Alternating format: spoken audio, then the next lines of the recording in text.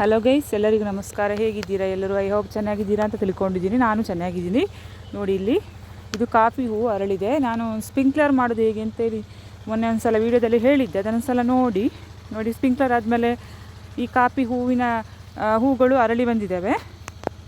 ನೋಡಿ, ಇಷ್ಟು ಘಮ ಘಮ ಅಂತ ಪರಿಮಳ ಬರ್ತಾ ಇದ್ದೇವೆ. ನೋಡಿ, ಮೊದಲಾಗಿ ನನ್ನ ಚಾನಲನ್ನು ನೋಡ್ತಾ ಇದ್ದರೆ ಸಬ್ಸ್ಕ್ರೈಬ್ ಮಾಡಿ, ಎಲ್ಲರಿಗೂ ಶೇರ್ ಮಾಡಿ. ಕಾಫಿ ಹೂ ಯಾವ ಥರ ಇರುತ್ತೆ ಅಂತ ಇಲ್ಲಿ ತೋರಿಸ್ತಾ ಇದ್ದೀನಿ. ನೋಡಿ ಗೈಸ್, ಇದು ಎಷ್ಟು ಚೆನ್ನಾಗಿ ಅರಳಿದೆ ನೋಡಿ. ಇದಕ್ಕೆ ಬ್ಲೋಸಮ್ ಅಂತ ಹೇಳೋದು. ಇದಕ್ಕೆ ಸರಿಯಾದ ಸಮಯದಲ್ಲಿ ನೀರು ಹೊಡೆದ ಕಾರಣ ಚೆನ್ನಾಗಿ ಅರಳಿದೆ. ಇಲ್ಲದ್ರೆ ಈ ಹೂಗಳು ಪಿಂಕ್ ಕಲರ್ ಬರ್ತದೆ.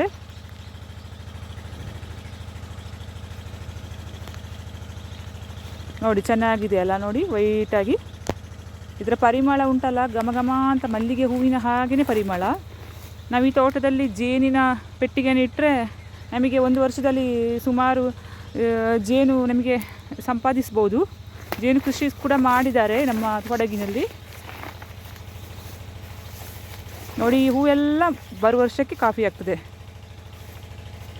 ನೆಕ್ಸ್ಟ್ ನೋಡಿ, ನಾನು ಇನ್ನೊಂದು ವಿಡಿಯೋ ತೋರಿಸ್ತಾ ಇದ್ದೇನೆ. ನೋಡಿ, ಇದು ಚಂದ ಅರಳಿ ನೆಕ್ಸ್ಟ್ ಇದು ಸೆಟ್ಟಾಗಿದೆ ನೋಡಿ, ಒಣಗಿದೆ ನೋಡಿ. ಈ ಥರ ಆಗ್ತದೆ ಹೂವು, ಕಾಫಿ ಹೂವು. ಮೊನ್ನೆ ಇದು ಒಂದು 5 ದಿವಸದ ಹಿಂದೆ ಚೆನ್ನಾಗಿ ಅರಳಿತ್ತು ನೋಡಿ. ಈಗ ಈ ಥರ ಆಗಿದೆ ನೋಡಿ. ಇದರಲ್ಲಿ ಒಂಥರ ಹೀಗೆ ನೂಲು ಥರ ಬರ್ತದೆ. ಇದೆಲ್ಲ ಬೀಳ್ತದೆ. ಬಿದ್ದ ಮೇಲೆ ನೋಡಿ, ಇಲ್ಲಿ ಸಣ್ಣ ಸಣ್ಣದು ಕಾಣ್ತಾ ಇದೆಯಲ್ಲ ನೋಡಿ, ತೋರಿಸ್ತೀರಿ.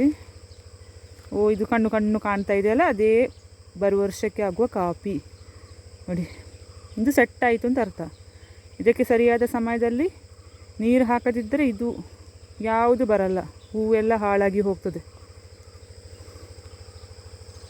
ಎಷ್ಟು ಚೆನ್ನಾಗಿದೆ ನೋಡಿ. ಇದೇ ನಮಗೆ ಕಾಫಿ. ಈ ಒಂದು ಹಣ್ಣು ದೊಡ್ಡದಾಗಬೇಕಾದ್ರೆ 1 ವರ್ಷ ನಾವು ಕಾಯಬೇಕು.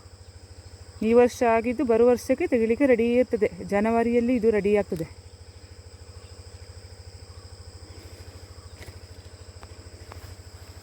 ನೋಡಿ, ಇದಕ್ಕೆ ಕೆಲಸ ಸುಮಾರು ಇದೆ ಈ ಕಾಫಿ ತೋಟಕ್ಕೆ. ನಾನು ಮುಂದಿನ ದಿನಗಳಲ್ಲಿ ಯಾವ ಎಲ್ಲ ಕೆಲಸ ಎಲ್ಲ ಮಾಡ್ತಾರೆ ಅಂತೇಳಿ ನಾನು ನಿಮಗೆಲ್ಲ ಹೇಳಿಕೊಡ್ತೀನಿ. ಒಂದು ಕಾಫಿ ಕುಡಿಲಿಕ್ಕೆ ನಾವು ಎಷ್ಟೊಂದು ಕಷ್ಟಪಡ್ತೀವಿ ಅಂತ ನಿಮಗೆ ನಾವು ಡೀಟೇಲಾಗಿ ಹೇಳ್ತೀವಿ ಮುಂದಿನ ದಿನಗಳಲ್ಲಿ.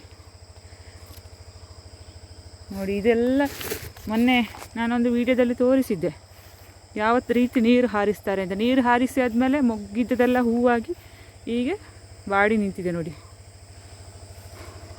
ಮೋಟ್ರ್ ಸೌಂಡ್ ಕೇಳ್ತಾ ಇದೆಯಲ್ಲ, ನಮ್ಮದು ಇನ್ನೊಂದು ಪಕ್ಕದ ತೋಟದಲ್ಲಿ ನೀರು ಹಾರಿಸ್ತಾ ಇದ್ದಾರೆ. ಸ್ಪ್ರಿಂಕ್ಲರ್ ಮಾಡ್ತಾಯಿದ್ದೀವಿ. ಇದೆಲ್ಲ ಬಾಕಿ ಇದ್ದ ಮೊಗ್ಗುಗಳು ಇನ್ನು ಅರಳಬೇಕಷ್ಟೇ. ಇದು ನಿನ್ನೆ ಹೊಡೆದಿದ್ದಾರೆ ನೀರು ಇದಕ್ಕೆ.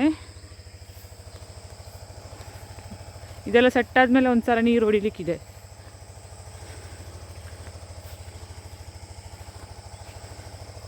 ನಾವೆಲ್ಲ ರೈತರು ಈ ಥರ ಕಷ್ಟಪಟ್ಟರೆ ನಿಮಗೆ ಎಲ್ಲ ಚೆನ್ನಾಗಿ ಕಾಫಿ ಕುಡಿಬೋದು ನೋಡಿ. ನಂದು ಈ ಮಾಹಿತಿ ನಿಮಗೆ ಇಷ್ಟ ಆಯಿತು ಅಂತ ತಿಳ್ಕೊಂಡಿದ್ದೀನಿ.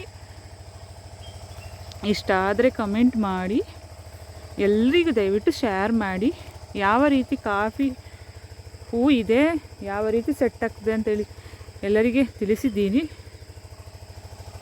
ದಯವಿಟ್ಟು ಶೇರ್ ಮಾಡಿ. ಬಾಯ್ ಬಾಯ್ ಬಾಯ್.